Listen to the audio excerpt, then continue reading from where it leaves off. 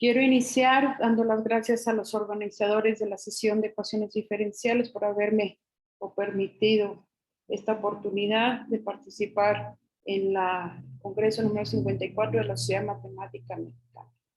Yo les voy a hablar acerca del hamiltoniano con potencial de Armbruster-Buchenheimer-King.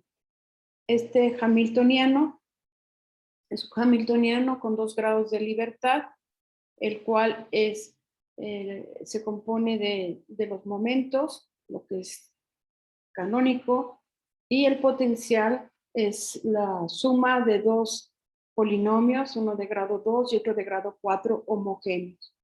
Este depende de 3 parámetros, el parámetro mu, el parámetro a y el parámetro b, los cuales son números reales.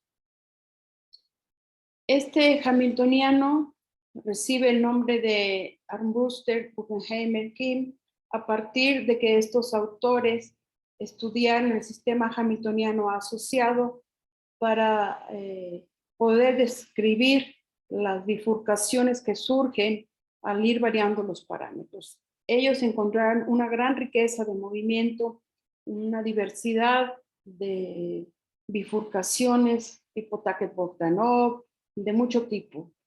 Pero además observaron que era un sistema caótico, el cual, por lo tanto, tiene toda una riqueza de movimiento y sugiere que su estudio nos puede proporcionar herramientas para estudiar otros tipos de hamiltonianos con esa misma estructura. Ese mismo tipo de potencial ya había sido estudiado de manera independiente por André, quien estudiaba calcular integrales primeras de sistemas que vienen a partir de dinámicas astronómicas. En particular, André estaba interesado en calcular integrales primeras para galaxias que tienen líneas de simetría o planos de simetría. Entonces, el potencial también puede, aunque no se le conoce con el nombre de Armbruster-Buchenheimer-King, pues tiene esta misma estructura. Como mencionaba, a partir de ahora diré Buchenheimer y sus colaboradores. Buchenheimer y sus colaboradores, que eran en realidad sus estudiantes de postdoctorado en California, ellos mostraron a través de los mapeos de Poincaré, en particular en el plano X y PX, que había zonas de caos, es decir, tú tomabas ciertas condiciones iniciales y enseguida veías que al variarlos, pues empezaban a romperlos todos.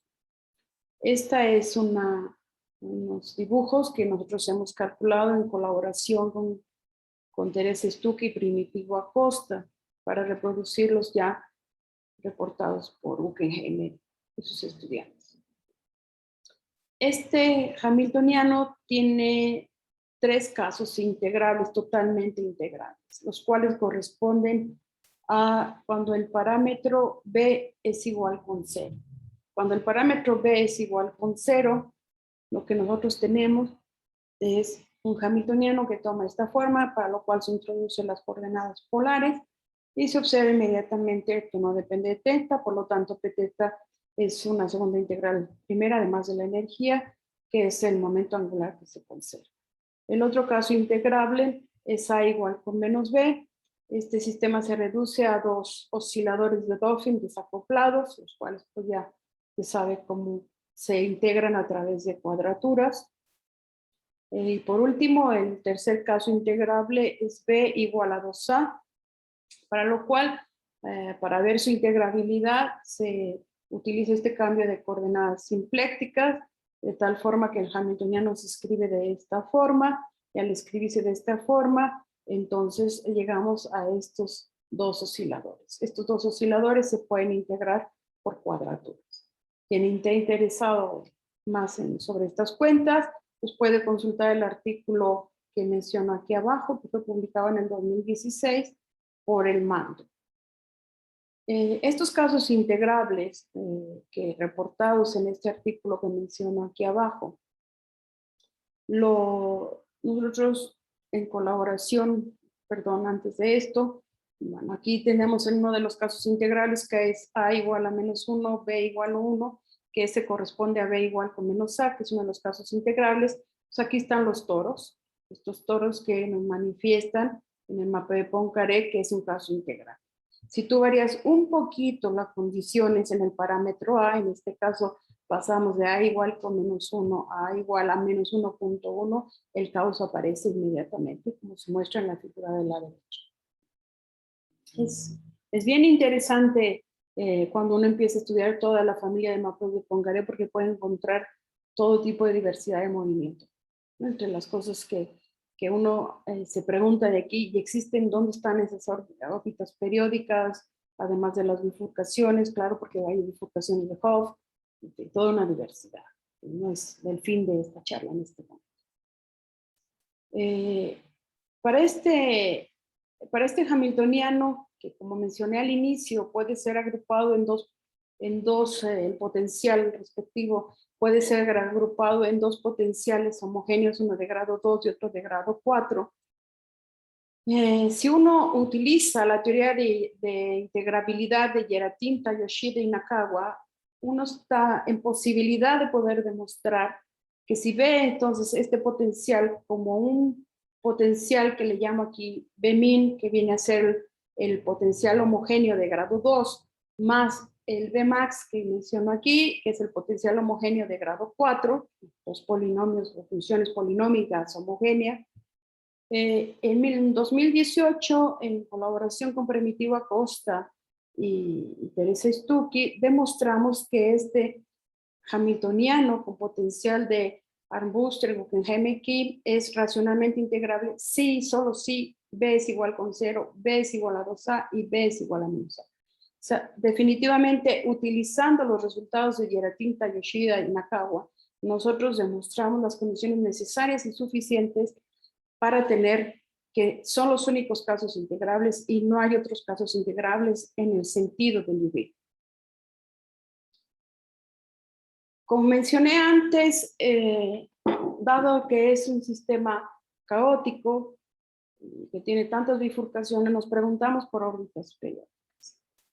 En un artículo del año 2013, Jaume Gibra y Lucy Roberto consideraron este hamiltoniano y estudiaron la existencia de órbitas periódicas y no integrabilidad, pensando en integrales de clase C.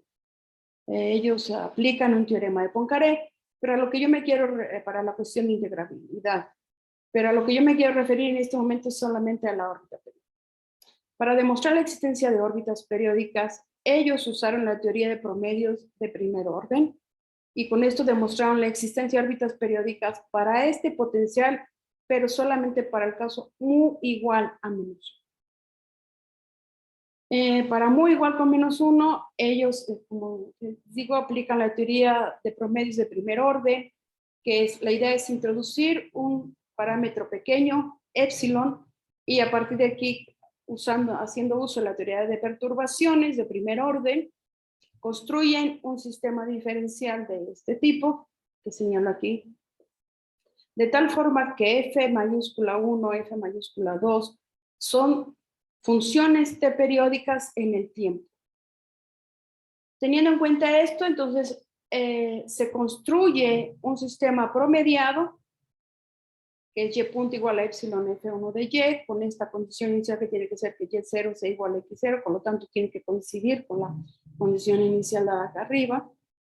Entonces se construye este campo vectorial promediando, el usual, calculando un promedio, y los puntos fijos de este sistema nos van a dar origen a órbitas periódicas del sistema original.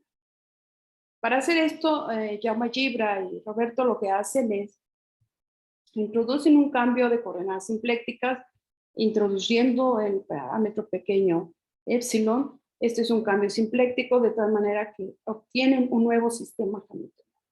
El sistema hamiltoniano es el que está aquí, en las variables x y y mayúscula y sus respectivos números.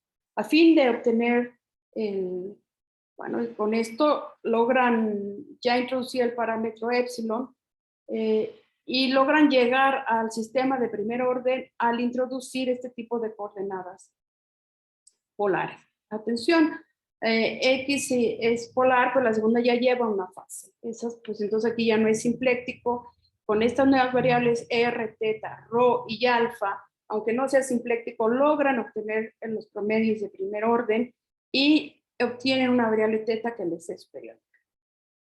A partir de aquí, haciendo manipulación algebraico diferencial, están en posibilidad de poder determinar la existencia de soluciones 2pi periódicas como puntos fijos del sistema promedial. Entonces, para cuando B es igual a 2A y B distinto de 0, que es uno de los casos integrables, obtienen dos órbitas periódicas, con lo cual ellos trabajan con energías positivas. Encuentran otras dos órbitas periódicas que denotan como S3 y S4, las cuales son para B igual con 0, que es el otro caso integrable que mencionamos así. Y encuentran 6 órbitas periódicas para cuando se satisfaga esta condición, si este producto sea distinto de 0. Con lo cual, a donde no ellos con el sistema de promedio de primer orden no logran ubicar, son órbitas periódicas para A igual con menos B. Inspirados en este trabajo, pues en el año hemos publicado en colaboración con Antonio García y John Vidarte de la Universidad del Biobío de Chile y Antonio García de la UAM Iztapalapa. Hemos publicado un artículo en el cual estudiamos órbitas periódicas para este potencial, que es el potencial de Ambruset, Guggenheimer y Kim, pero para mu negativas. Es decir, en el caso de Jaume Gibra y de Lucy Roberto, ellos solamente, recordemos que lo hicieron para mu igual con menos 1. Nosotros aquí nos abocamos para todo mu negativo. De tal manera que vamos a considerar que mu sea negativo y que la H sea positiva. La idea de calcular órbitas periódicas aquí es utilizar teoría de reducción simpléctica y por tanto también teoría de perturbación. ¿Por qué teoría de perturbaciones? Porque esta primera parte del hamiltoniano la podemos ver como un oscilador armónico en dimensión 2 en resonancia 1. Entonces, lo que voy a explicar enseguida es cómo vamos haciendo la reducción de tal manera que podemos identificar las órbitas periódicas. Entonces, a fin de utilizar la teoría de perturbaciones, vamos a normalizar a través de introducir ese parámetro epsilon. Seguimos aquí denotando las variables x1, x2, y1 y y2. Introducimos ese parámetro, hacemos este rescalamiento y un rescalamiento del tiempo. De tal manera que, sin perder generalidad, nosotros simplemente seguimos denotando esta expresión como epsilon a la menos 2, sin mayor problema. ¿Con esto qué conseguimos? Con esto conseguimos que el sistema hamiltoniano podemos evidenciarlo como la perturbación del oscilador armónico en resonancia 1,1, es decir, aquí ya la mu ya no nos aparece en el hamiltoniano por los escalamientos hechos, y la parte perturbativa es el H2, que pasa a ser esto que está aquí abajo. Una vez que hemos logrado este rescalamiento, nos damos a la tarea de lo siguiente. Como tenemos un oscilador armónico en resonancia 1,1 en dimensión 2, pues esto define que entonces el espacio de órbitas asociadas a este oscilador armónico es una 3 esfera. El espacio de órbitas es una 3 esfera de radio 2h que a partir de ahora denotaré como m sub h. Entonces lo que vamos a hacer es, dado que el punto de equilibrio asociado al origen es un punto elíptico, es decir, asociado al oscilador armónico, es un punto elíptico con valores propios más o menos y son imaginarios puros, entonces vamos nosotros a realizar cambios simplécticos de coordenadas alrededor de este punto a fin de seguir manteniendo la estructura hamiltoniana y que nos permita describir los puntos sobre esa tres esfera y con pequeñas perturbaciones. Si la tres esfera y el oscilador armónico sobre la tres esfera tiene órbitas periódicas, si la perturbamos a pequeñas perturbaciones, seguir garantizando que existan estas órbitas periódicas. Esa es la finalidad. Entonces, el primer cambio de coordenadas que hacemos son coordenadas acción-ángulo, que son las que están aquí, que entonces la parte integrable, como muestra el canónico, es la suma de las acciones. Posteriormente hacemos un cambio de coordenadas simpléctico con las variables L, J, L pequeña y teta, donde la L pequeña es la conjugada de la L grande y teta es la variable conjugada de J, dadas de esta manera. Por lo tanto, L y J son variables de acción y las otras son variables, digámoslo así, de ángulo. Con este cambio de coordenadas, lo que logramos es que la parte integrable, es decir, el H0, queda H0 igual a 1. Llegado aquí, introducimos un nuevo cambio de coordenadas simpléctico, donde las variables J y teta las reemplazamos por unas nuevas variables que son Q y P. En estas nuevas variables, lo que observamos es que las variables Q cuadrada más P cuadrada, que viene a ser a 2 veces J, esto será menor o igual a 2L igual a 0. Quiere decir que las variables Q cuadrada y P cuadrada están en un disco. Y nuevamente, la función hamiltoniana, el oscilador armónico, sigue siendo H0 igual a 1. ¿Qué hemos logrado con esto? Con esto, cambios de coordenadas y notando que L es una pequeña, es una variable angular que se mueve en un S1, hemos logrado construir un atlas simpléctico con el cual logramos que esa tres esfera que denotamos por MH sea una variable simpléctica. Con este tipo de transformaciones, nosotros hemos cubierto la tres esfera y todo punto sobre la tres esfera podemos describirlo en términos de las coordenadas L, Q, P y L, que reitero que son simples. A partir de aquí, quiere decir que entonces estamos en posibilidad ya de escribir el hamiltoniano en esas nuevas variables simples. Y observamos que cuando la epsilon vale 0, obtenemos pues, el h sub 0, que es la parte integrable, igual con L, cuyo sistema hamiltoniano describo aquí. Este sistema hamiltoniano, si nosotros lo resolvemos, pues de manera natural, vamos a obtener que la L pequeña, en términos de T, es menos TLC. Y L, Q y P son constantes para el caso epsilon 0. Entonces, la L es una variable angular y esas soluciones son 2 pi periódicas, lo cual es lo que queríamos. En la parte integral del oscilador armónico son soluciones periódicas sobre la tres esfera. Estamos con epsilon muy pequeñitos. Entonces, si nosotros queremos reducir la dimensión del espacio-fase, perturbaremos aquella esfera, pequeñas perturbaciones, pues entonces lo que queremos es localizar órbitas periódicas. La manera natural de localizar órbitas periódicas es hacer la fibración de Hopf. Hacer la fibración de Hopf significa identificar S3 con un S2 vía un cociente de rotación. Pero como ya tenemos una variable angular que es la L pequeña, pues eso nos inspira. Para recordar la fibración de Hopf, si originalmente estamos en las variables X, X2, Y1 y Y2, las variables de Hopf, que llamaría aquí así, serán W1, W2 y W3. Y la relación que satisfacen son estas que están aquí. Esto quiere decir que se satisface lo que estoy poniendo aquí. La fibración de Hopf, entonces, como mencionaba, permite identificar puntos fijos en una S2 corresponderán a órbitas periódicas en S3. Por lo tanto, localmente, el mapeo de Hopf, que nos da la fibración de Hopf, hemos pasado de tener este omega que definimos aquí, que lo teníamos cuando hemos concluido las transformaciones simplécticas, que están las variables L, Q, L pequeña y P. Al hacer la fibración de Hopf, vamos a ¿qué estamos logrando? Pues identificar vía una S1, que es esta variable pequeñita, la conjugada de la L grande. Con esto hemos logrado reducir ya la dimensión del espacio-fase. Entonces, como lo que necesitamos son órbitas periódicas, vamos en busca de puntos fijos en S2. De ir en puntos fijos de S2, lo vamos a tener en las variables, L, Q y P. Bueno, aquí vamos a tener una ventaja con respecto a la variable L, dado que el H0 es igual con L. Si fijamos en un nivel de energía, como ponemos aquí L igual con H, en realidad podemos escribir todo en términos de la variable QP.